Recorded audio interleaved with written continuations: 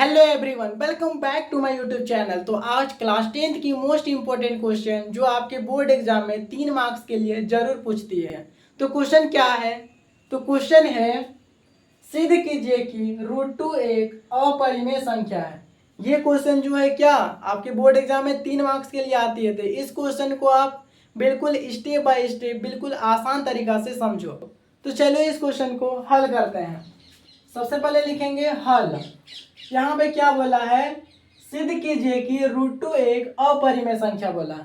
√2 जो है एक अपरिमेय संख्या, तो हमें क्या लेना है? जस्ट इसके ऑपोजिट लेना है कि √2 एक परिमेय संख्या है। तो लिखेंगे क्या? माना कि √2 एक परिमेय संख्या है। और परिमेय संख्या जो है वो किस फॉर्मेट में होता है? p/q के फॉर्मेट में होता है, जहां q का वैल्यू कभी भी 0 हो ही नहीं सकती है। क्यों नहीं हो सकती? क्योंकि जैसे √2 का बात कर रहे हैं तो √2 इसके नीचे कुछ नहीं, मतलब 1, इसलिए बोला है कि q का वैल्यू कभी भी 0 हो ही नहीं सकती। इसलिए यहां पे क्या लिखेंगे? p/q equal to √2। यहां पे कारण क्या लिखेंगे? P एंड Q सहअभाज्य संख्या है, जहां Q is not equal to 0। सहअभाज्य कहने का मतलब क्या है कि एक के अतिरिक्त कोई गुणनखंड ना हो। क्या? एक के अतिरिक्त कोई गुणनखंड ना करते हैं। अब हमें क्या करना है? स्क्वायर को हटाना है। तो स्क्वायर को हटाने के लिए क्या करना होगा? हमें वर्ग करना पड़ेगा। इसलिए हम लिखेंगे दोनों ओर वर्ग करने पर। क्या लिखेंगे? दोनों ओर वर्ग करने पर। अब ये वाला जैसा है वैसा पहले लिखते हैं, p/q इक्वल टू √2। अब यहाँ पे वर्ग बोला है तो यहाँ पे हम डाल देते हैं वर्ग का चिन्ह। तो दोनों ओर हम क्या कर दिए? वर्ग कर दिए। यहाँ पे क्या हो जाएगा? जैसे यहाँ पे लिखेंगे हम क्या, यहाँ देखो p/q का होल स्क्वायर है, तो हम क्या लिखेंगे? p/q into p/q। तो यहाँ पे क्या होता है?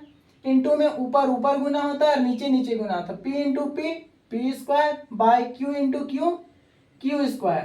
तो इसको हम किस फॉर्मेट में लिख सकते हैं? p square by q square. p square by q square equal to √2 into √2 क्या होता है? यहाँ पे देखो √2 इंटू √2 इज इक्वल टू क्या होगा? रूट से बाहर आ जाएगा तो 2 केवल बचेगा। तो √2 इंटू √2 2। अब यहाँ पे क्या करना है? p स्क्वायर इक्वल टू, ये वाला 2 यहाँ पर रहेगा और ये वाला चल जाएगा, इसको हम कर देंगे गुना में। ये क्या है? भाग में है, तो इक्वल टू के बाद जाएगा तो क्या हो जाएगा? गुना में चल जाएगा। तो यहाँ पे हो जाएगा q स्क्वायर। अब हम क्या करेंगे? q स्क्वायर बराबर निकालें p स्क्वायर बाय 2। अब p स्क्वायर जो है वो क्या है? 2 से विभाजित है। तो यहाँ पे क्या लिखेंगे? p स्क्वायर 2 से विभाजित है, इसलिए p 2 से विभाजित होगा।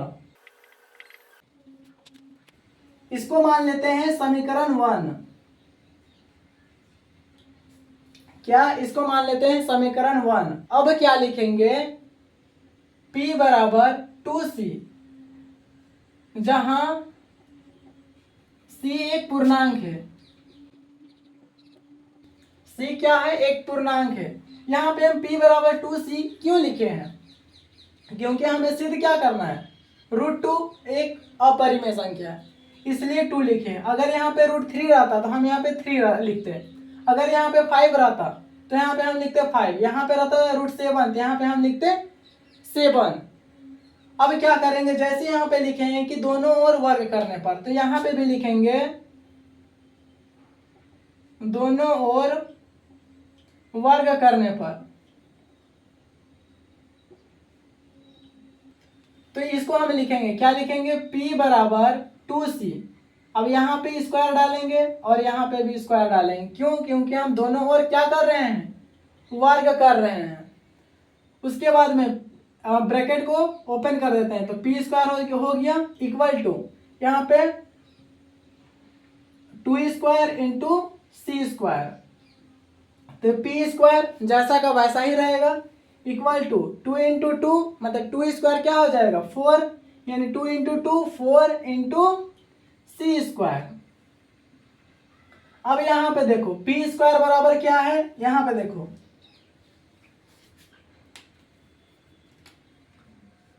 पी स्क्वायर बराबर क्या है 2q स्क्वायर है, क्या है 2q स्क्वायर है। तो अब यहाँ पे हम क्या लिखेंगे वो देखो, पी स्क्वायर की जगह पर हम क्या लिखेंगे 2q square equal to 4c square. कारण क्या लिखेंगे, कारण लिखेंगे पी स्क्वायर बराबर 2q स्क्वायर, यह हम लिख सकते हैं क्या समीकरण 1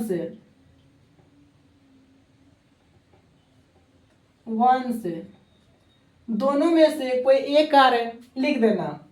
अब क्या करना है वो देखो, यहां से क्या करना है कैंसिल करना है, यहाँ पे 2 दिख रहा है, यहाँ पे 4 दिख रहा है, 2 1 जा 2, 2 2 जा 4, बचा क्या q square equal to 2c square.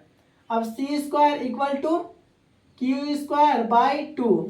अब q स्क्वायर जो है वो 2 से क्या है विभाजित है, तो हम क्या लिखेंगे जैसे यहाँ पे लिखे p स्क्वायर 2 से विभाजित है इसलिए p 2 से विभाजित होगा, ठीक वैसा ही लिखेंगे q स्क्वायर 2 से विभाजित है इसलिए q 2 से विभाजित होगी। ये हो गया समीकरण 2।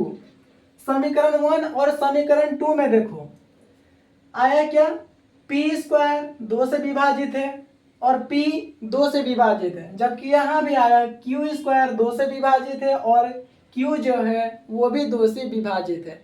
यह कब आया जब हम √2 को एक क्या माने हैं परिमेय संख्या माने हैं तब आया है। तो जो कि यह हमारी क्या है गलत फहमी है, गलत कल्पना के कारण ये आई है। तो यहाँ पे हम क्या लिखेंगे, यहाँ पे एक स्टेटमेंट लिखना होता है, इस स्टेटमेंट का ही आपको 1 नंबर दिया जाता है। आप यहाँ तक बनाते हो तो आपको 1 नंबर दिया जाता है, यहाँ तक बनाते हैं तो आपको 1 नंबर दिया जाता है और 1 नंबर यहाँ पे आपको दिया जाता है। तो वहाँ पे कौन सा स्टेटमेंट लिखना है वो देखो।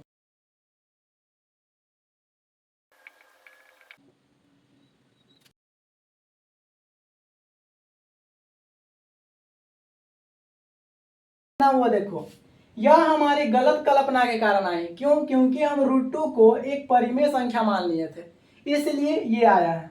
अतः √2 एक परिमेय संख्या ना होकर क्या है अपरिमेय संख्या है। अगर वीडियो आपको अच्छी लगी है तो वीडियो को लाइक करें, शेयर करें, साथ ही हमारे चैनल को सब्सक्राइब करें और नोटिफिकेशन बेल आइकन को प्रेस करें ताकि हमारी वीडियो के नोटिफिकेशन सबसे पहले आप तक पहुँचे। Thank you.